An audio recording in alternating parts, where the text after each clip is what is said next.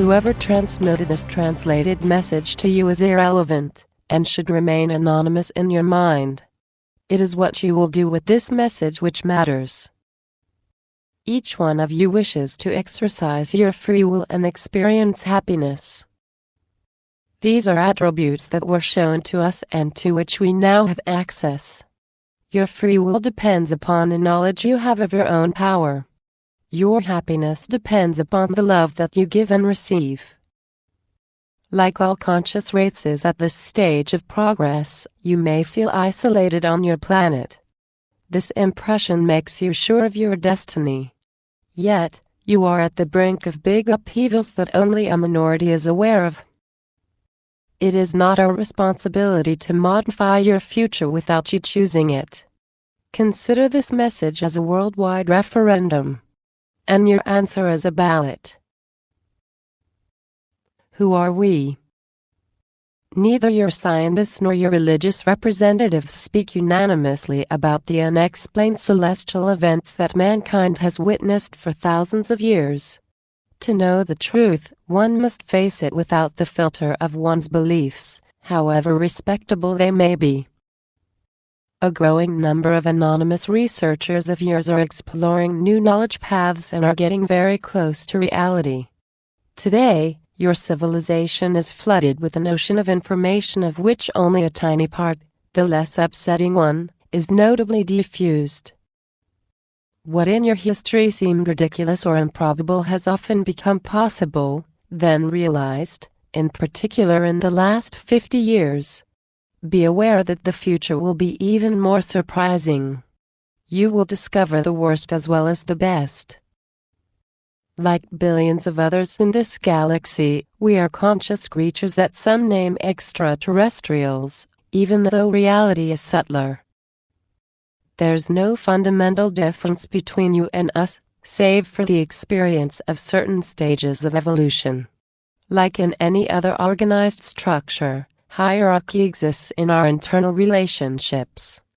Ours is based upon the wisdom of several races. It is with the approval of this hierarchy that we turn to you.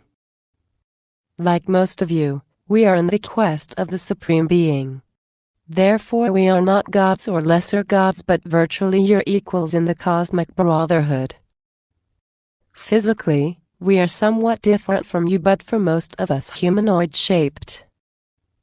Our existence is a reality but the majority of you does not perceive it yet.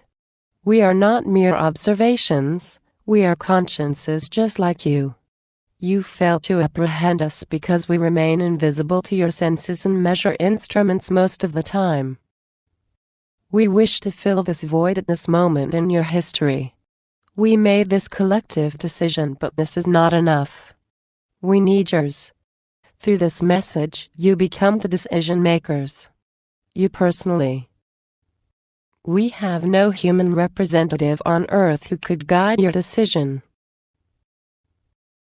Why aren't we visible? At certain stages of evolution, cosmic humanities discover new forms of science beyond the apparent control of matter. Structured dematerialization and materialization are part of them. This is what your humanity has reached in a few laboratories, in close collaboration with other extraterrestrial creatures at the cost of hazardous compromises that remain purposely hidden from you by some of your representatives. Apart from the aerial or spatial objects or phenomena known about by your scientific community, that you call UFOs, there are essentially multidimensional manufactured spaceships that apply these capacities. Many human beings have been in visual, auditory, tactile or psychic contact with such ships, some of which are under occult powers that govern you. The scarcity of your observations is due to the outstanding advantages provided by the dematerialized state of these ships. By not witnessing them by yourself, you cannot believe in their existence. We fully understand this.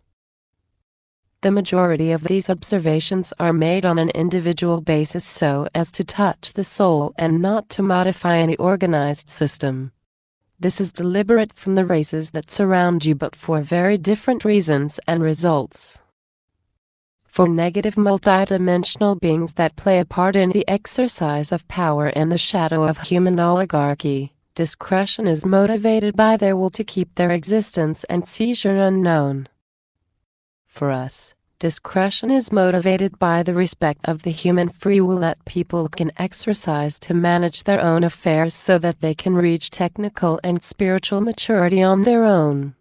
Humankind's entrance into the family of galactic civilizations is greatly expected.